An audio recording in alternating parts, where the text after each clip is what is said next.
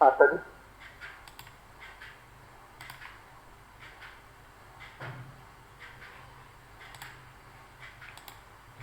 देखिए यहाँ से वेयर हाउस की जो सीट हमने खोली है, वेयर हाउस की सीट में स्टॉक डेटा सीट में आप चले आएंगे।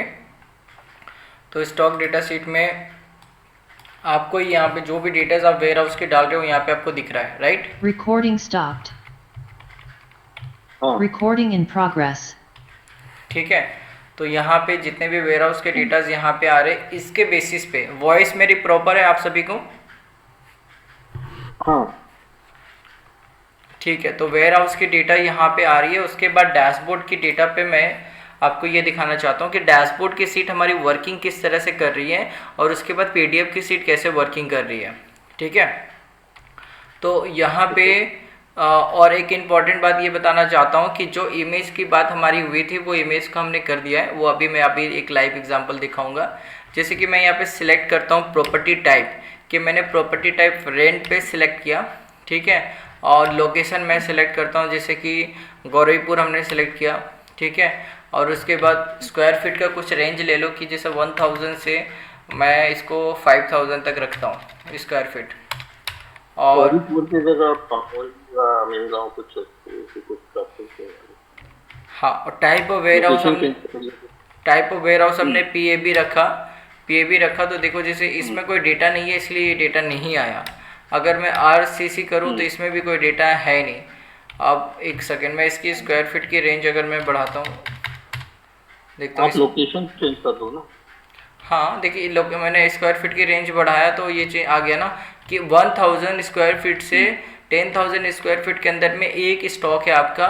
जो ये प्रॉपर्टी आईडी है, ये हाँ टाइम स्टाम्प है, एटसेट्रा, ये सारी इन्फॉर्मेशन है। और 9000 स्क्वायर फीट हाँ है। ठीक है, उसके बाद इसकी हाँ। जो हम्म डिटेल्स यहाँ पे आ गई, और उसके बाद इनके फ़ोटोज़ भी यहाँ पे आ गए। ठीक है, फ़ोटोज़ का इमेज हम्म। व्यू आप भी यहाँ पे देख सकते हो। ये देखो इमेज व्यू यहाँ पे आ गया ना, इमेज भी आप देख सकते हो। ठीक है, अब सपोज ये इन्फॉर्मेशन जो आई, अब इसमें तो सिंगल रो इन्फॉर्मेशन है। अब इसमें जो जो आप सिलेक्ट करोगे, टिक आउट करोगे, वो डेटा पीडीएफ सीट में चला आएगा सेम एज इट इज़। जैसे हमने जो जो टिक आउट हाँ किए थे वो कॉलम्स यहाँ पे आ गए। तो ये कॉलम्स आ गए, इमेज का भी यहाँ पे डेटा दिख रहा है। तो जितने भी कॉलम्स आप रखोगे टिक आउट पे, उतने कॉलम्स आपको यहाँ पे दिख जाएंगे। अभी हमने जो जो टिक आउट रखे हैं वो टिक आउट का कॉलम हमें हाँ। सामने वाली पीडीएफ सीट पे देखने को मिल रहा है। ठीक है, ठीक है। तो अगर मान लो मैं इसका लोकेशन चेंज करके मैं इसको मदनपुर कर देता हूँ, तो इसमें कोई डेटा नहीं है। इसमें भी डेटा नहीं है। मुझे बेलतौला में भी नहीं है, इसमें भी नहीं है।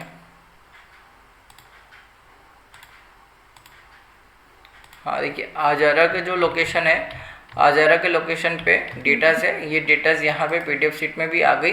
अब ये डेटाज अगर आपको आगे सामने वाले को जो देना है, उनका बड़ा सिंपल प्रोसेस है। ठीक है, ऊपर में हमने मेन्यू का सिस्टम रखा है। मेन्यू यहाँ पे एमजी के नाम से मेन्यू है। यहाँ पे आपको एक बार जो भी नया यूज़र इसको यूज़ करेगा, उसके पहले उसको टूल एक्टिव का बटन प्रेस करना पड़ेगा। पहले वो टूल एक्टिव को प्रेस करके उसको स्क्रिप्ट को रन करेंगे। ये कंप्लीट हो जाएगा, मतलब आप इसको यूज़ करने के लिए अब रेडी हो चुके हो।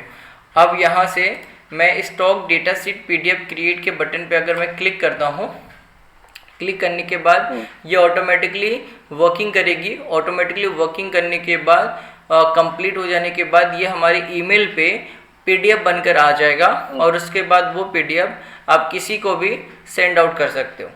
ठीक है, ठीक है। इसमें एक है, एक तो इसमें जो यूजर को कौन सा राइट देना पड़ेगा, वो टूल जो यूज़र चला को सकता है यहाँ पे वो। यूज़र को एडिट का राइट ही देना है। जिसको भी देना है एडिट का राइट दे दो आप। और वेयर हाउस की सीट और डैशबोर्ड डेटा की सीट को मैं लॉक कर। मेरी बात सुन हाँ लीजिए आप, मैं ये कहना चाह रहा हूँ।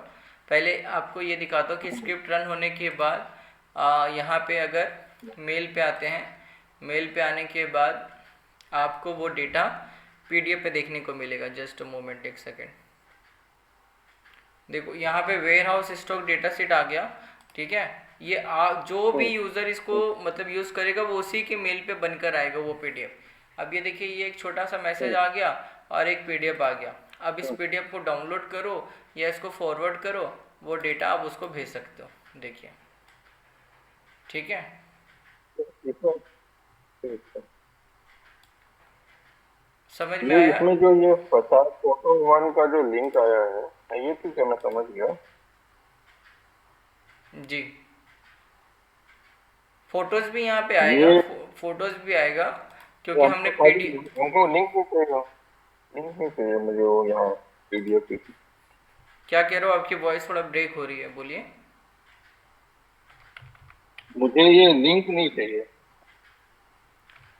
आप वो फिर उसको अनटिक कर देना, डैशबोर्ड डेटा वाली सीट पे उसको अनटिक कर देना, तो वो नहीं आएगा लिंक, ठीक है।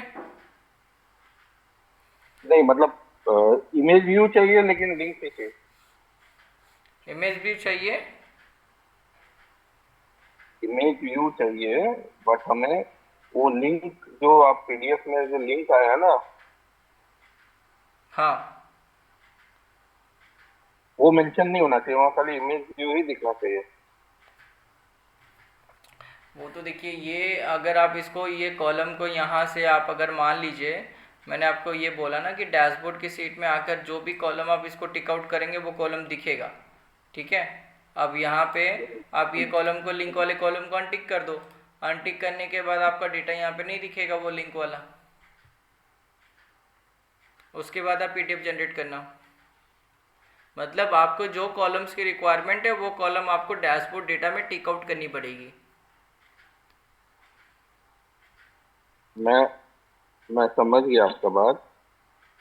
हाँ ये, हाँ यही तो मैं आपको बोला खाली। हाँ हाँ, ठीक मैं, है। नहीं ठीक है। मुझे लगा कहीं ऐसा नहीं हो कि मतलब पीडीएफ शीट के लिए मेरे को वो टिक करने से पता वाला वो कॉलम भी है, बस मैं यही बोल रहा था। तो अभी आपने हटा दिया तो खाली इमेज व्यू आ रही है, तो ठीक है। हाँ, इमेज व्यू कर दिया है, ठीक है। और अब इसको आप फिर से अगर इसको जनरेट करोगे पीडीएफ, मान लो इसका पीडीएफ जनरेट कर रहे हो, पीडीएफ भी अपना वर्किंग करेगा। वर्किंग करने कंप्लीट हो जाने के बाद, फिनिश्ड स्क्रिप्ट लिख होने के बाद आप समझ लीजिए ये आपकी वर्किंग कंप्लीट हो चुकी है। और उसके बाद आप अपना ईमेल पे चेक कर सकते हो कि आपकी पीडीएफ बनकर आ गई है। ये कॉन्सेप्ट आपकी तो हर कैटेगरीज में एप्लीकेबल है, नॉट ओनली वेयर हाउस। आपके जो ऑफिस स्टॉक है, कमर्शियल शोरूम है, फिर आपके जो रेसिडेंशियल है, ठीक है, सभी। मैं इसमें बोल रहा था कि वेयरहाउस का जो सर्च पैरामीटर्स है वो अलग है, ऑफिस और लैंड के अलग हो सकते हैं, या है सपोज करिए ऑफिस का अलग है या लैंड का अलग है। तो हम्म, मैं ये बोल रहा था, आपने जो एक बार आप डैशबोर्ड डाटा खोलिए ना। एक सेकंड, ये जो कि एक बार डैशबोर्ड आप डेटा इसका में, पीडीएफ देख लीजिए एक बार। ये जो पीडीएफ हाँ बन के आया होगा, ये पीडीएफ में देखिए, ये पीडीएफ बन के आ गया, ठीक है। ठीक है। तो देखिए पीडीएफ में डेटा आ गया, उसके बाद आप पीडीएफ इसको, इसमें इसमें इमेज में कुछ इमेज आई नहीं है आपको। इमेज वाला में ना वो लिंक पे क्लिक करके यहाँ से इमेज देख सकते हो, वो सीट में सिर्फ बाय डिफॉल्ट इमेज आपको दिखेगा। तो इसमें अगर इमेज नहीं आएगी तो भी तो इश्यू हो गया ना।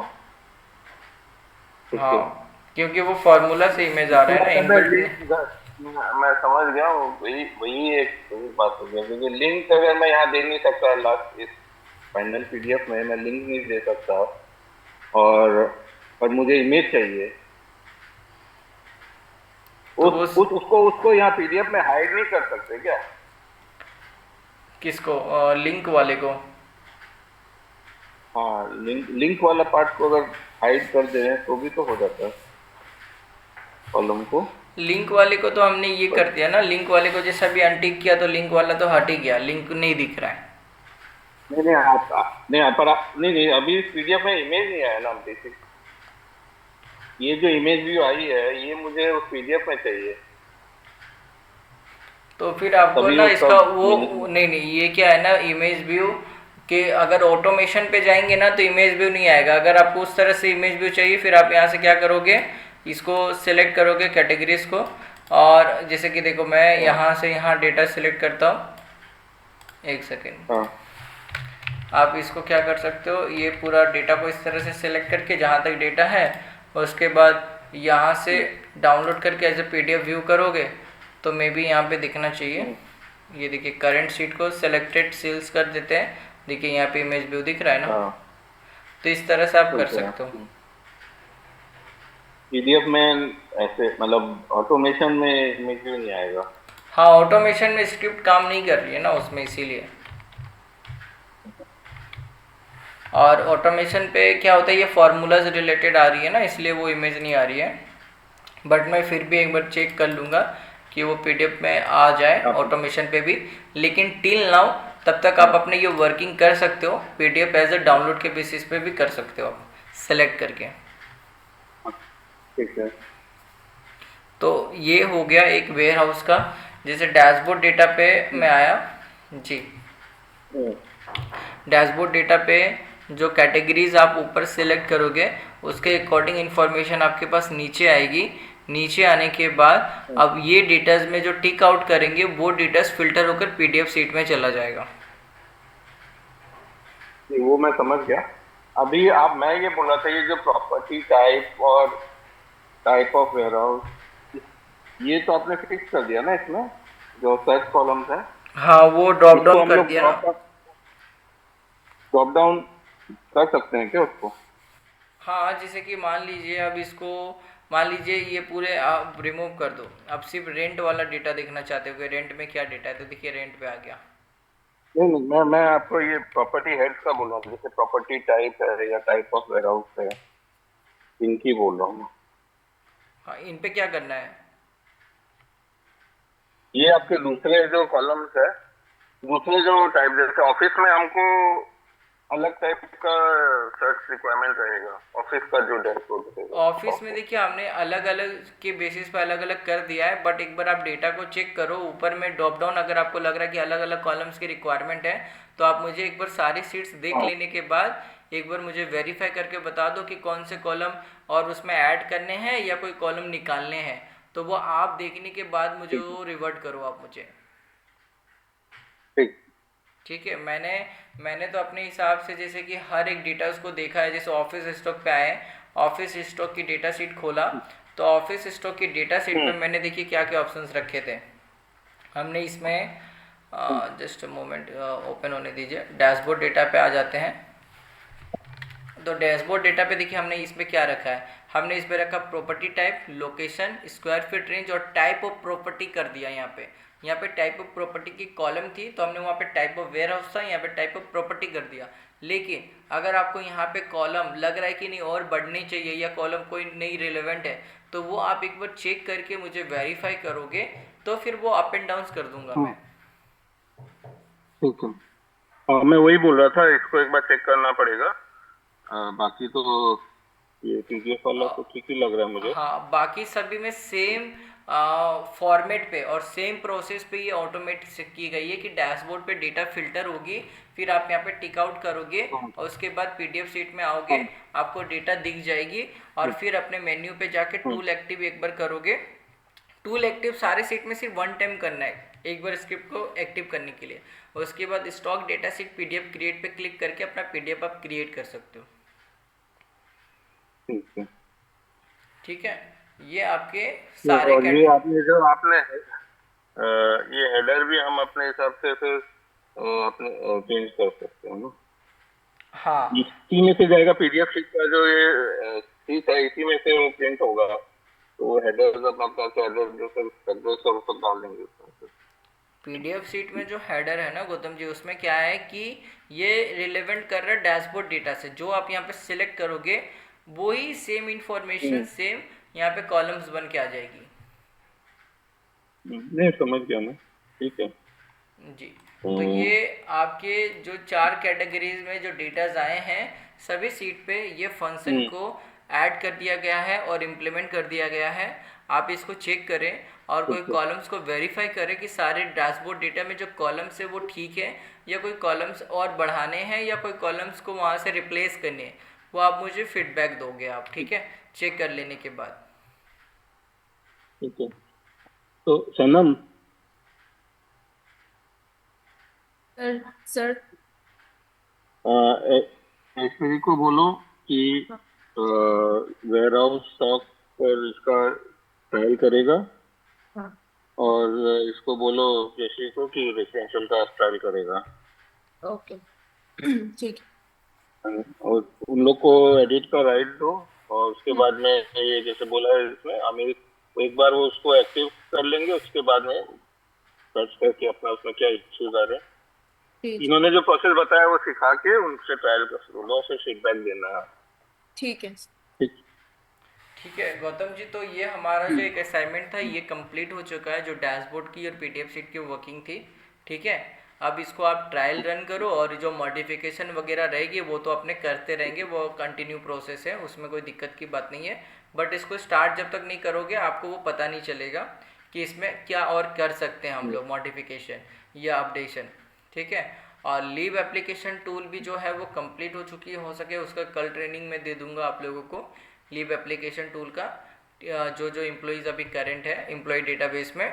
ठीक है, और उसके बाद फिर फाइनली ये तो एंड हो जाएगा, और फिर अपने एक बार आपसे कल बात कर। आपके साथ फीडबैक है क्या? एक बार, कल आज तो एक्चुअली क्या यहाँ कोई इलेक्ट्रिसिटी का इश्यू है, तो हो सकता है, मैं देखता हूँ कि अगर कल तक ये फीडबैक हो जो भी देना है वो भी आपको हम कल तक दिलवा देते हैं, और इसको भी मैं चेक करवा लेता हूँ दोनों जन।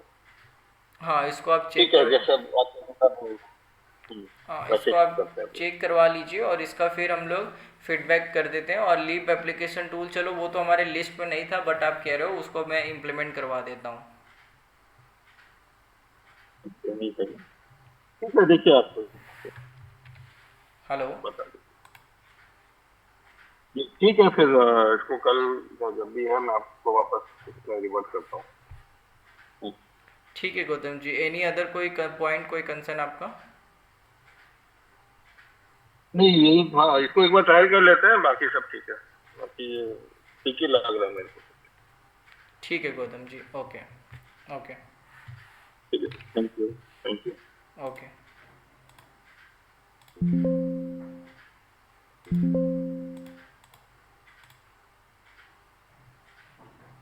Recording stopped.